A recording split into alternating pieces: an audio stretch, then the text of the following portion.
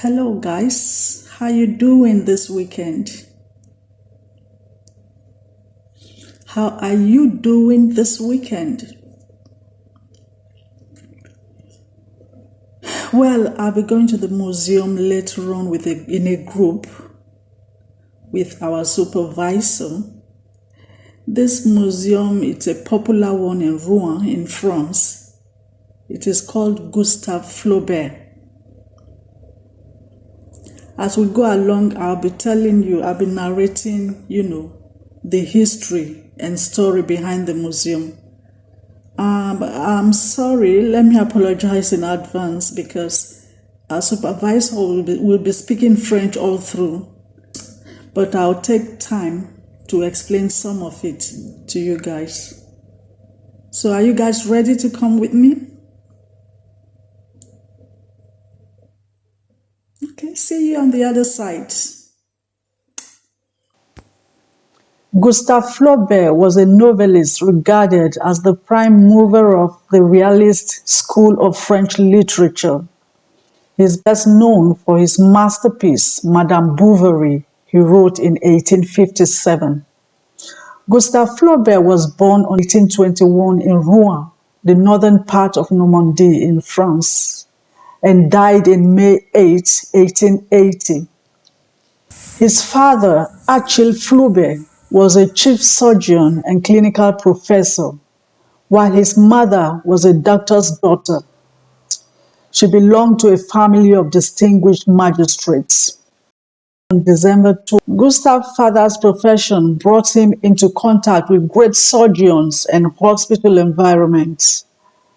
Gustave Flaubert's museum and history shows that medicine has come a long way, and if you want to know where it came from, the museum is the right place to find out.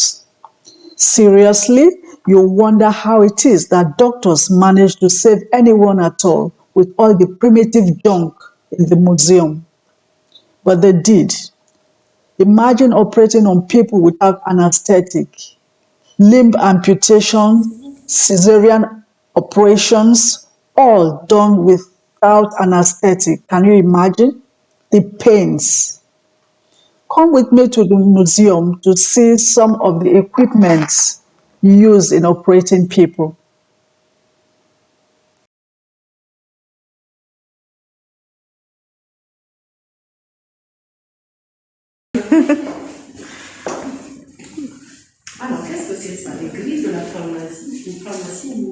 This is what the pharmacy looked like in those days. Aujourd'hui disparaît. Donc c'est une grille de pharmacie en fait. C'est une pharmacie qui a disparu aujourd'hui. C'était une pharmacie vue de la vie comptée à Rouen. Et donc en fait elle a disparu quoi. Et c'est beau. C'est beau. C'est pas comme une heure de téléphone. Non, alors, un petit moine, bismuth, or, mercure, fer et plomb. Alors, c'est des symboles en fait. Des médicaments? Ouais, non, des minéraux. These were for those who were seriously sick and bedridden, who couldn't go help themselves to the toilets. They used this to pee. And this is for those suffering constipation. They use it to pump their anus. Alors, qu'est-ce que c'est ça? Les grilles de la pharmacie. Une pharmacie messéaise. Transpirer des pieds. Transpirer, vous comprenez ici? Oui, transpirer. Des pieds. Des pieds. Signe de santé. Hein? Signe de santé. Ça va, bonjour. Attention, je me casse la figure. Alors, signe de santé, c'est transpirer. Donc, vous comprenez transpirer? Oui. Transpiration des pieds. Ça veut dire que vous êtes en bonne santé. good. Okay. Oui. Allez, c'est votre sœur, elle ressemble. Oui, ça s'appelle l'anglais, je m'appelle l'anglais. Ouais.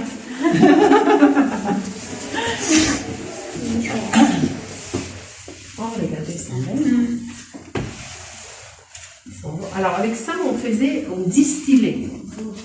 C'est-à-dire on gardait, on ouvrait, on se servait, et on faisait de la distillée aussi. Ce qui est très beau, c'est les bâtiments. Quel dommage, on ne les voit pas. Comme ça. Regardez qu'est-ce qu'on a ici.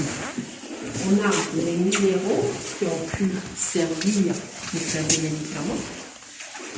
On a le cabinet. Parce que c'était le cabinet où on étudiait ici. C'était une sorte de...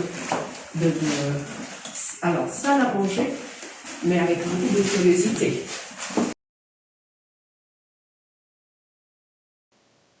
And this is the skeleton of a real baby.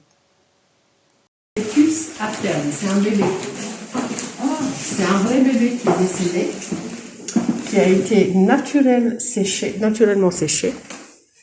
Injection à la cire, donc on le garde avec la cire pour l'étudier à l'intérieur. Donc malheureusement, ce qu'on est en train de voir, c'est un vrai bébé.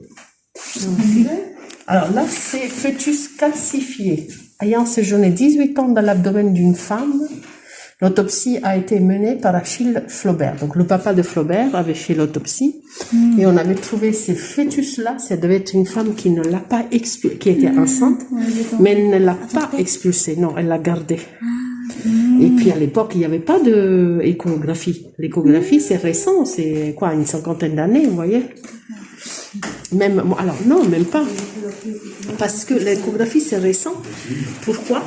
Parce que moi, ma mère, moi j'ai 50 ans, 51 ans. Et ma mère n'a jamais fait d'échographie. Elle ne savait pas si j'étais une fille ou un garçon, si j'étais malade ou pas malade, elle ne savait pas.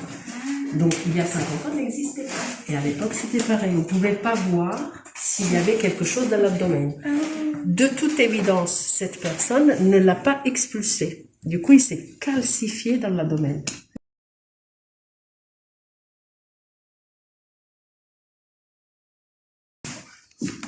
Alors, squelette humain à 8 mois. Donc à l'époque, la médecine, voilà, aujourd'hui on connaît, mais à l'époque, c'était comme ça la médecine. On utilisait ce qu'on avait. Et ce qu'on avait, c'était que à chaque fois qu'il y avait quelqu'un qui se sentait mal, on lui ouvrait un peu les veines pour faire sortir le sang. Oui. Comment ça s'appelle cet acte-là? This is also a real dead body. Bonjour. C'est un vrai. C'est un vrai, ouais. C'est un homme. No, c'est vrai? Oui, c'est vrai. Oh là là. T'as pas? Je sais pas.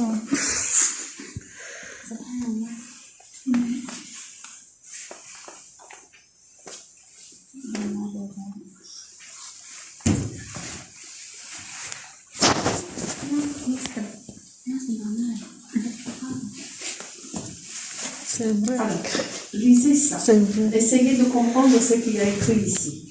Voilà pourquoi la rue s'appelle rue Le Carreau.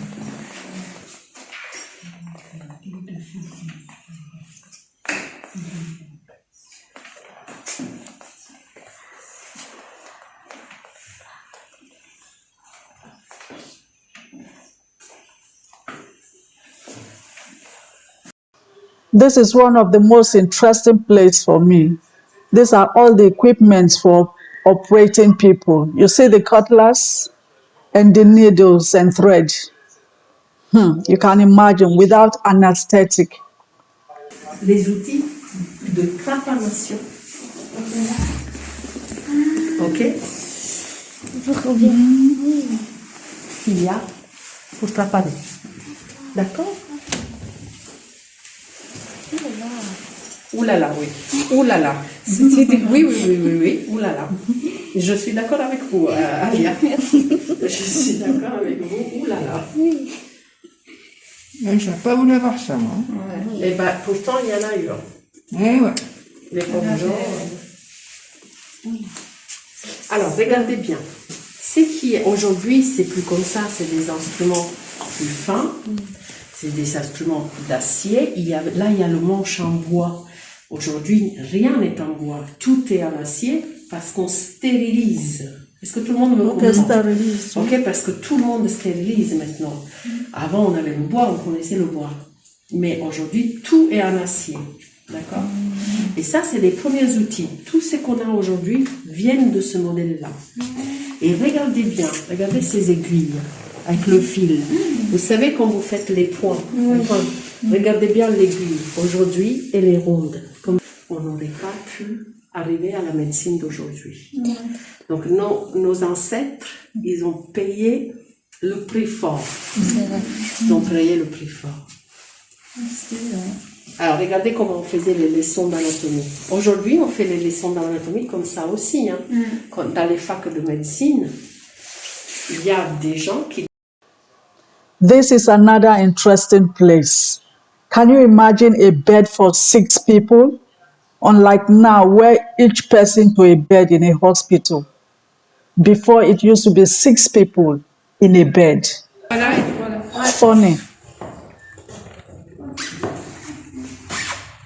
Et vous savez qu'est-ce que c'est le truc qu'il y a là-dessus? Est-ce que vous savez qu'est-ce que c'est? Ça, c'est pour chauffer.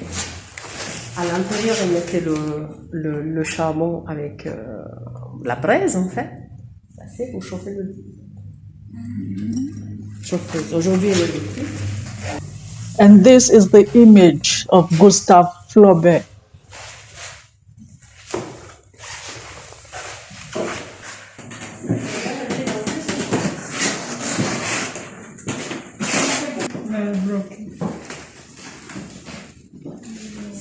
C'est le perroquet Loulou qui, quand il avait écrit une nouvelle en cœur sang, il regardait ce perroquet pour s'inspirer.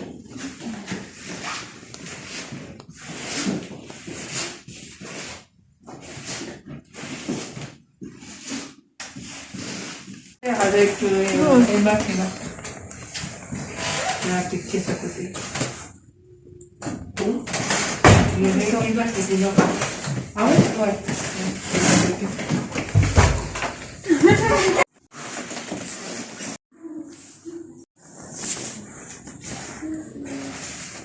And this was the maternity ward in those days. Le tire-lait, regardez. Ils sont faits pour tirer le lait.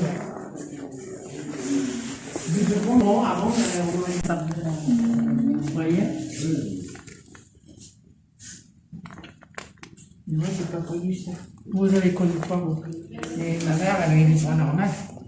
Avec le sang? Non, avec les biberons en plastique. En plastique déjà? Ouais, parce que je suis en 65. Ah oui, le plastique, ouais, c'est fait. Non, j'en ai 57 ans. Oui. Donc, j'ai pas connu les biberons.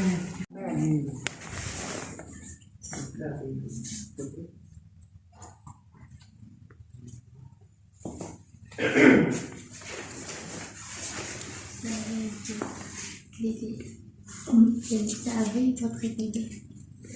Sauvez votre bébé. Sauvez votre bébé. Là, c'est marqué merde. Savon. Franchement, Bah ouais, ça doit être la salle d'accouchement, là, ouais. il s'appelle quoi? Salle. Non. Salle d'accouchement. Dis quoi? Salle d'accouchement. Sage. Salle. Salle. Sage de femme, c'est ça? Salle d'accouchement. Il a écrit où? On dit ça? Sage-femme. La salle d'accouchement. Par le bas. Par le bas, ou sinon, une césarienne pour sortir le bébé. Si vous ne pouvez pas sortir, par là. Voilà.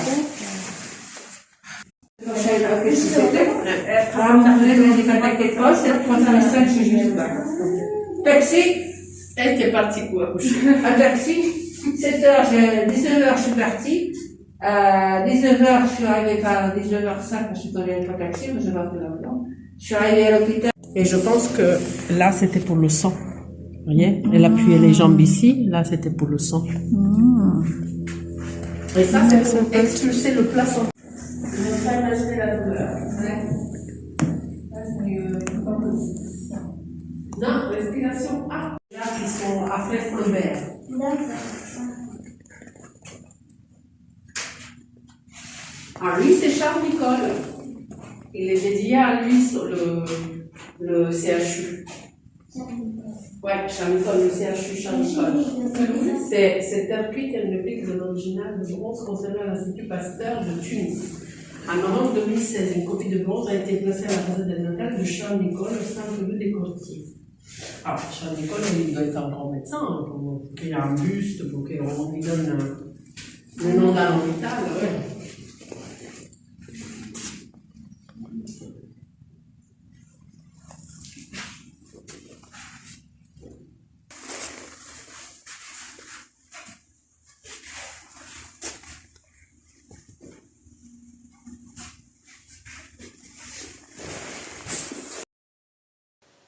And this is the dental section where they probably remove people's teeth with a spanner.